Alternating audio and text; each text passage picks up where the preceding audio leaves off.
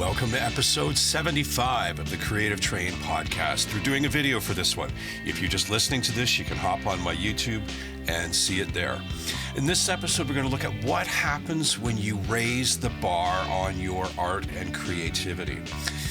Sometimes we exceed our expectations, and sometimes we feel like we just don't ever meet them. Of course, we all experience those plateaus in our lives. It's inevitable when you start about trying to master something. Things like art and athletics and cooking all require discipline, consistency, and dedication to the process in order to feel like you're at least on the right track, right? You've been there. But as you do progress, you're also raising the bar for yourself. And let's take a look at what you might encounter when you do that. All aboard? So I thought I'd do a video version of this because I think it's a more important, not more than any other message I've had, but one of those messages that's good to have face-to-face with somebody. It's a real discussion I had with a student the other day, and it really inspired him. It gave him a totally new perspective on where he's at in his creative journey. So I am going to be reading off my script, but I want to make eye contact virtually, so to speak. I think it goes a long way more. So this guy, he's one of my newer guitar students. He's probably in his 40s. He's not a total beginner. But in the couple years he's had his guitar, he was quite honest with the fact that he only knew a few chords and didn't even remember what they were called, or really he hadn't learned any songs or anything. And last night was his fourth lesson. And he says to me, he comes in and he's like, he's got his head down like this. And he says, I feel like I'm going backwards. How does that happen? At which point I thought he was going to say that he's taking a break, in other words, quitting. But he confessed that he genuinely feels he's lost ground. And considering his level of expertise when he first started, that would mean that he knew basically nothing now after a month of lessons with me.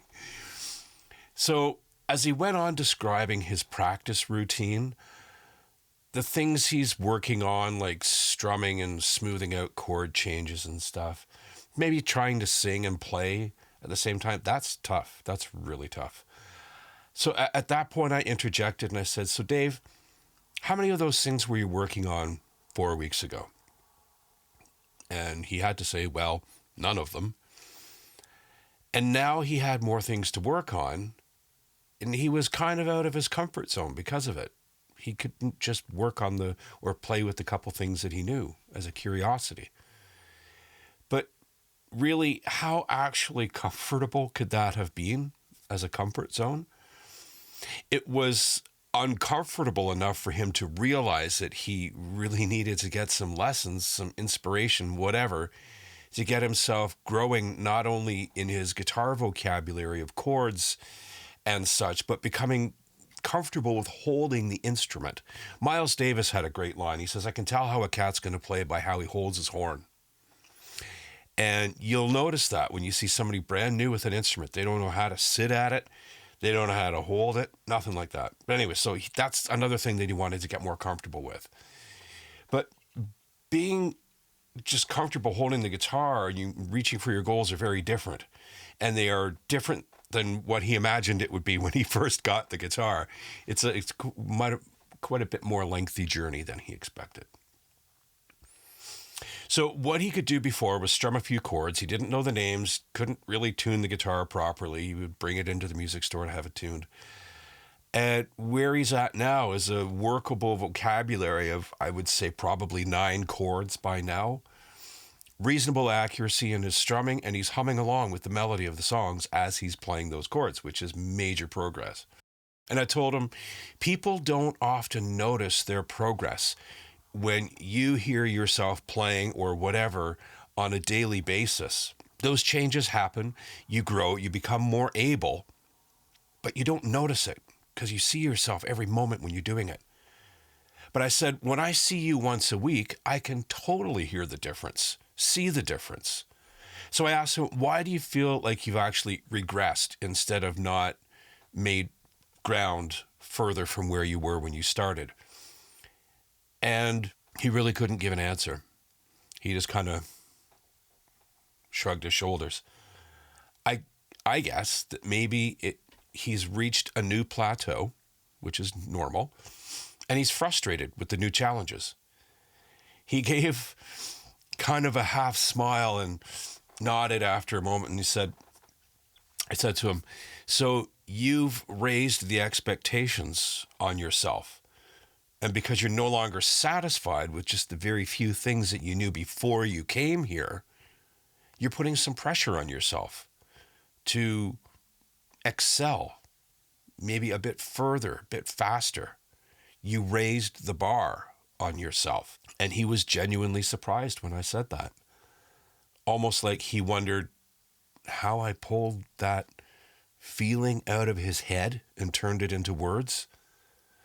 And for a few seconds, he was looking around, down and up and left and right, almost like looking for a way to get out of that emotional situation he felt he was in.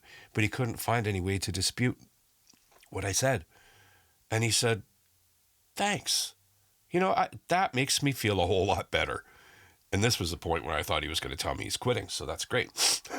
So I went on and reminded him of the moment he realized he needed some proper lessons to progress. What happened? What made him decide to pay someone to help him? Now he's doing it, right? So what is that moment where you just reach the end of where you feel you can take yourself, or using online tutorials and stuff? What happens in that moment? Is there a finality to it where you say, okay, I'm done with sucking. We're not being good at this. I need some professional intervention, whatever it happens to be. Growing and learning and finding a new level of comfort with the whole process is a big deal. And it's not that he himself was rushing or impatient. I think that we all set the bar sometimes a little bit unfairly high for ourselves when we enroll in classes or workshops or whatever, meaning that now that we've paid our fees, where's my progress? You're studying with a pro. Where's the pro result? And he wasn't trying to cast any doubt on my ability as a teacher at all. But I think that what happened is he raised the proverbial bar, and in doing so, made him more particular about the sounds he made. That buzzing string was no longer forgivable. That muted string was no longer forgivable. That loose picking technique that makes the pick go click, click on the strings was no longer forgivable. And it made him more picky about his posture and overall technique. And it made him more critical of what we could call the errors, air quotes around errors, the normal beginner things. Everybody does them. And this was his eureka moment. I congratulated him on it, because too often when people get to this point, they don't have the courage to talk about it with anybody, or they snap to the decision that they're never going to get any better and they stop altogether. Guitar goes back in the case and under the bed, pencils get zipped in their case, the paints get put back on the shelf out of sight, whatever it happens to be. And everyone is free to react in whatever way they wish.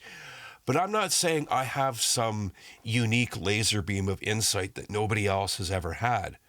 But it's really worth a few moments of thought at any point of your journey, whether it's art or athletics or anything, whether you're a dancer, you want to write better poems, whatever. Sometimes when you feel the least able, the least successful, and start to let that monster of self-doubt ruin your days and nights, that maybe, just maybe, you're just not reaching that next plateau with the ease or grace or speed that you seem to have unconsciously expected, that burden that you put upon yourself.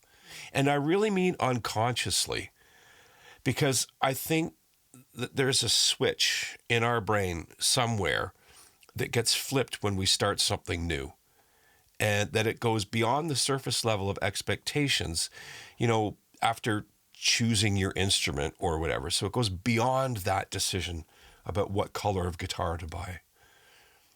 I really think it's something hardwired into us, and not realizing it or acknowledging it can be detrimental, if not fatal to our dreams and aspirations. That switch turns on and inserts us, our mind, our psyche, our ego, whatever, into a new place, a new situation, a new identity of sorts.